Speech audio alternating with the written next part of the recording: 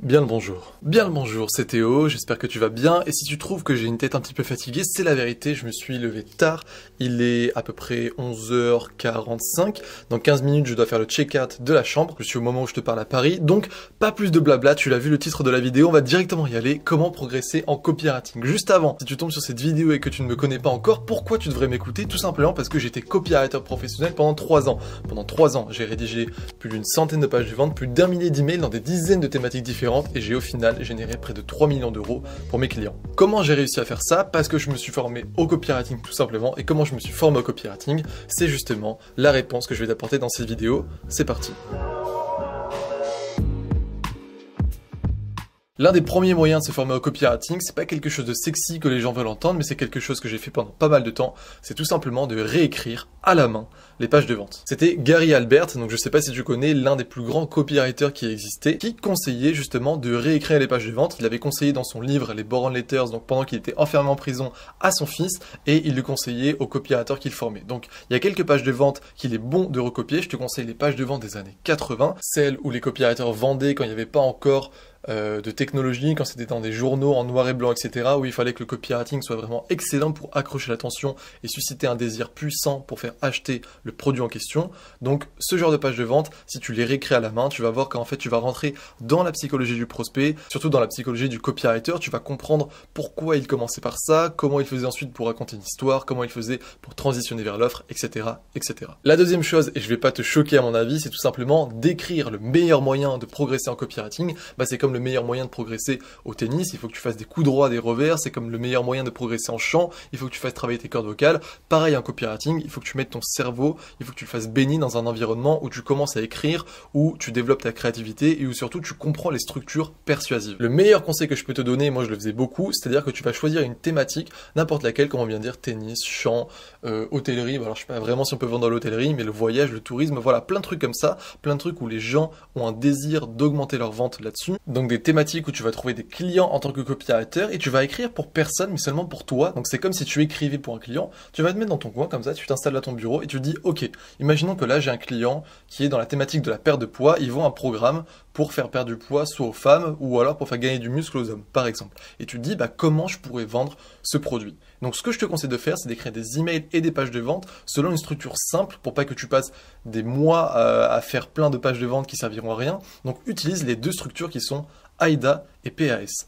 AIDA, c'est attention, intérêt, désir, action, et PAS, c'est problème, agitation, solution. Donc en gros, si tu vas rédiger une mini page de vente dans la thématique de la perte de poids pour AIDA, tu vas accrocher l'attention en disant est-ce que vous voulez perdre du poids? L'intérêt, c'est de montrer que justement c'est intéressant de perdre du poids et puis de montrer quelques statistiques intéressantes sur le fait que les gens n'y arrivent pas, etc., etc., et pourquoi il y a un problème. Le désir, que justement ils peuvent changer de vie et tu vas leur donner envie avec ta solution, justement de passer à l'action et de faire ça. Et puis l'action, c'est justement comment les faire acheter là, maintenant, tout de suite. Il va falloir jouer sur l'urgence, sur le fait que c'est une bonne offre, sur la crédibilité, etc., etc. Le PAS peut être aussi utilisé pour les pages de vente, mais c'est plus pour les emails à mon sens, parce que ça fait vraiment un très bon email, tu vois, c'est un truc court, impactant. Donc problème, tu cites le problème. Agitation, tu montres comment c'est chiant justement d'avoir ce problème. Tu vas un petit peu parler de la frustration, voilà, de pourquoi on a envie de régler ce problème, comment ça peut nous énerver dans la vie, quelles sont les émotions qui en découlent, etc., etc. Et ensuite justement tu transitionnes vers la solution qui est donc le produit ou le service que tu vends. Donc le fait de réécrire des pages de vente à la main,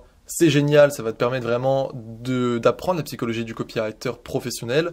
La deuxième chose qui est du coup d'écrire toi-même, ça va te permettre de passer au cas pratique. Et voilà, tu vas être bien plus au-dessus que 90% des gens parce que la plupart ne font pas ça. Et la troisième et dernière chose que j'aurais à te conseiller, c'est paraît un petit peu bateau, mais ça fait vraiment la différence, surtout sur le long terme, c'est de lire du bon copywriting encore et encore. Donc je te parle ici de livres, mais je te conseille surtout notamment des listes email. Alors, c'est à toi de voir, effectivement moi j'en ai une, donc je vais un petit peu te la vendre même si c'est totalement gratuit, mais tu peux aussi te former au niveau des États-Unis, aussi en France, il y a beaucoup de charlatans, on va pas se mentir, il y en a que je déteste parce qu'ils vendent du vent, mais il y en a aussi des très bons.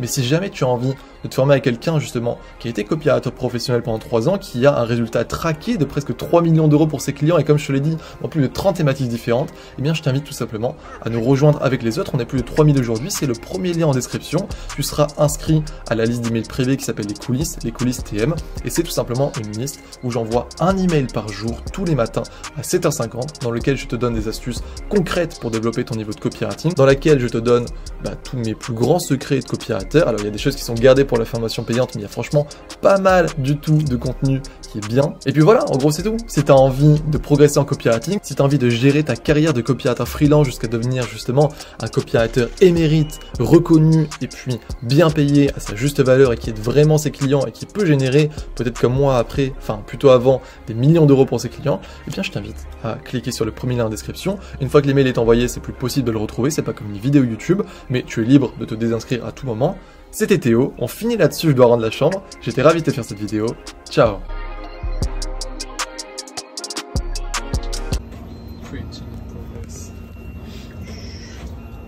Amélie Poulain.